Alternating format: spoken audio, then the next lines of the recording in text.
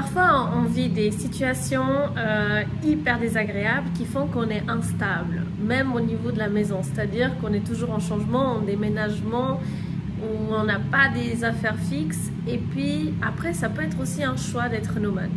Mais c'est vrai que des fois, on vit des situations désagréables. Je parle pour les gens qui vivent ça et qui ont vécu des situations qui ont été difficiles pour elles et qui peut-être le vivent encore. Donc, si ça résonne avec toi, peut-être que cette vidéo te parlera. Donc, je vais parler d'une expérience que j'ai eue. Donc, j'ai déménagé et puis je me suis fait quitter par mon conjoint. Et, enfin, il m'a quittée. Et en fait, j'ai aussi perdu mon travail en même temps. Donc, il y avait plein de secteurs de ma vie qui changeaient. Je venais de perdre mes lapins parce que j'avais 2 lapins magnifiques. Et bref, il y avait plein de choses qui changeaient. Et du coup, au niveau émotionnel, on prend cher. C'est-à-dire qu'il y a beaucoup de choses qui changent. Il y a beaucoup... Et on ne se rend pas compte. C'est l'accumulation des choses qui font qu'on est fatigué et ça nous épuise. Et en fait, avec l'accumulation de certaines choses... on peut avoir un moment vraiment d'effondrement où en fait il y a des prises de conscience qui viennent, c'est des choses qu'on se dit ah j'aurais dû faire autrement ou peut-être que c'était pas le bon choix et en fait il y a des questionnements qui viennent et on se dit peut-être que la façon dont je fais n'est pas tout à fait celle qu'il faut pour atteindre ses objectifs ou ce que l'on veut. Et finalement, on se remet en question. On peut aussi d'un coup se dire ok, je suis responsable de ça, donc il est temps de changer ça, ça et ça. Parce que tu peux avoir des prises de conscience avec des gens qui viennent dans ta vie, avec des situations, avec des expériences et ça nous aide en fait. Donc quand tu es vraiment dans un état de fatigue émotionnelle et puis que tu es vraiment down et que tu sais pas vraiment le chemin, c'est là où en fait tu es en train de te retrouver et en fait tu es en train de retrouver quoi? Ben, ce que tu es vraiment, ce que tu aspires vraiment, au-delà de ce qu'on t'a dit qu'il fallait suivre, le chemin qu'il fallait suivre, tu vas découvrir qu'est-ce que résonne vraiment en toi, qu'est-ce que tu veux vraiment pour toi et quel est ton chemin. Et donc au départ tu seras perdu, peut-être tu seras perdu pendant des années à venir, mais c'est pas quelque chose de mauvais d'être perdu parce que c'est là où on trouve vraiment ce qui est pour nous. Et donc pour ma part j'ai vécu cette expérience un peu dure, un peu de manière dure aussi parce que je me suis retrouvée seule et je me suis sentie très seule et pas comprise. Et du coup je fais cette vidéo pour tous ces gens. Et je sais pas si tu vis ça, j'espère pas pour toi, mais si c'est le cas, tu n'es pas seul. Beaucoup de gens vivent ça et en fait ils en parlent pas. Et pourtant ça devrait être un sujet que l'on peut parler parce que c'est quelque chose dont on passe tous par ce processus. Et parfois même plusieurs fois. Pour ma part j'ai vécu ça plusieurs fois.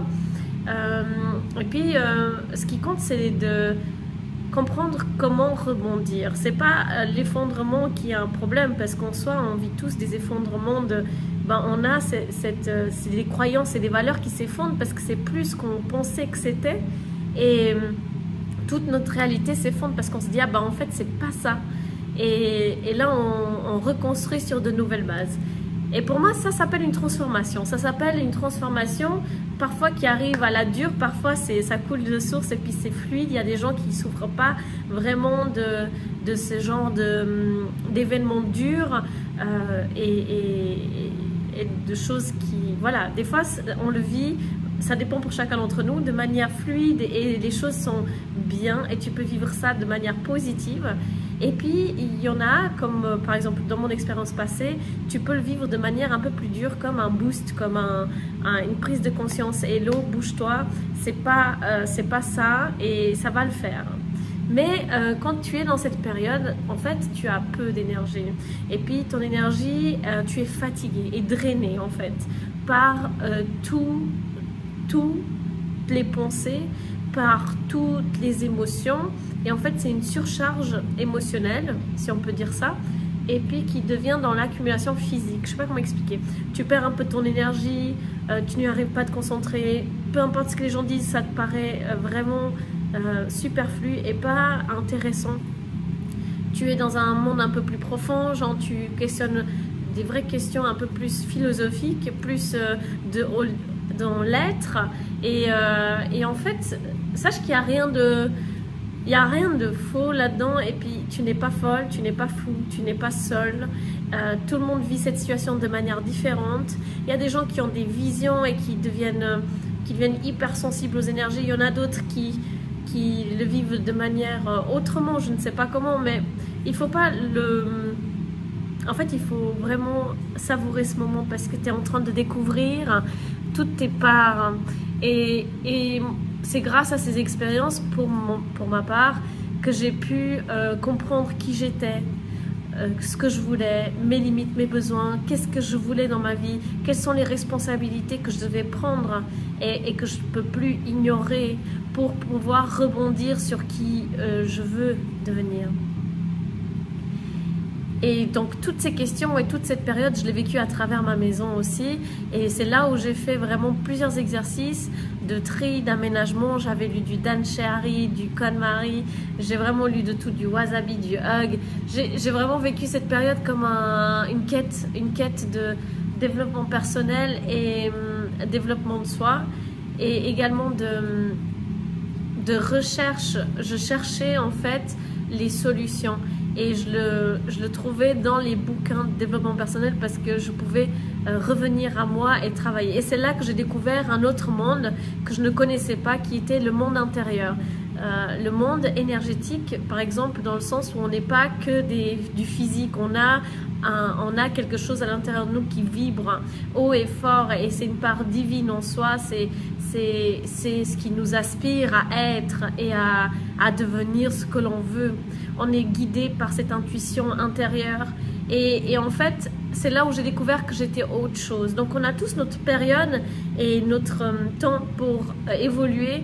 Du coup, ce n'est jamais trop tard et ce n'est jamais trop tôt.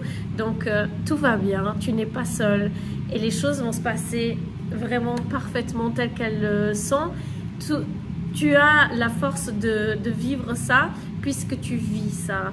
Rien n'arrive à toi si tu n'as pas la force d'endurer tout ça. Donc sache que tu as tout ce qu'il faut aujourd'hui déjà pour vivre cette situation et aller au-delà de certaines peurs, au-delà de certains blocages. Parce que tu peux le faire, tu as les clés en main et tu es cette personne qui veut et qui est la plus belle pour toi déjà aujourd'hui.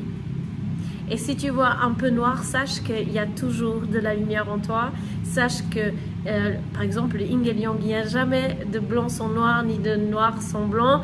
Et en fait, c'est vraiment un complément. Et parfois, on doit juste prendre la balance un peu plus dans un côté ou de l'autre. Et ça, c'est ton travail à toi. Dès que tu es trop dans le noir, de pencher la balance plus dans le blanc. Et du coup, créer cet équilibre. Tu peux le faire, tu es capable de le faire. Tu n'es pas seul, tu as ta famille, tu as tes amis. Et même si tu te sens seul, sache qu'il y a toujours quelqu'un qui te guide et qui t'amène là où tu dois aller. À vivre, à découvrir, à prendre le livre qu'il faut, à prendre le documentaire qu'il faut, à prendre cette vidéo par exemple. Et sache que tu n'es pas seul et que tout va bien se passer. Si je pouvais te donner aujourd'hui des conseils par rapport à ce que j'ai vécu, c'est vraiment de te laisser porter et vraiment vivre ces émotions pleinement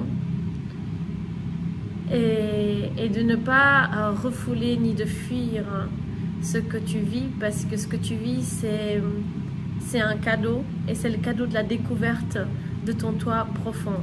Et si tu vis aujourd'hui un peu l'ombre et toutes ces ombres intérieures qui sont tiennes, c'est pour justement les découvrir et voir que tu n'es pas que ça. Et au contraire, c'est ce qui permet de voir ta lumière la plus belle aussi.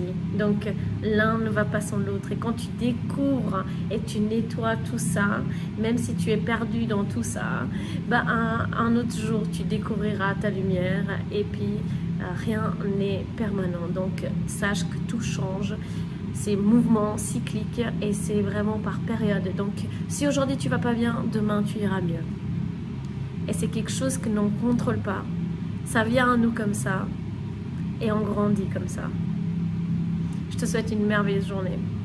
Ah oui, un conseil, si tu voulais travailler à travers ta maison ou découvrir qui tu es en plus de mes programmes en ligne que tu peux trouver sur les liens, je pense que tu peux regarder, il y a certaines vidéos aussi en bas, vraiment tout en bas, de pages qui parlent de ces exercices que j'ai fait à la maison. Et en fait, c'est du tri, c'est du rangement. Ça permet de libérer ton esprit, ça permet de te connecter à ce que tu aimes aujourd'hui et ce que tu as toujours aimé, que tu as laissé de côté, comme le tri de ta bibliothèque, les affaires que tu as. Il y a aussi le dessin qui peut t'aider à vraiment être sur le moment présent et ne pas trop réfléchir, parce que des fois on est submergé par ses pensées puisqu'on se pose 1001 questions en même temps. Et en fait de juste dessiner avec une musique de fond et rester dans ton dessin te permet de te libérer et de rester dans ton moment présent. Tu peux appliquer avec un dessin, avec une peinture, tu peux juste simplement mettre une musique et danser pour libérer toute cette lourdeur et ces pensées qui peuvent parfois te plomber en bas, et rebondir, parce qu'il n'y a que toi qui peux rebondir, et ça c'est ton travail et tu peux le faire. À bientôt.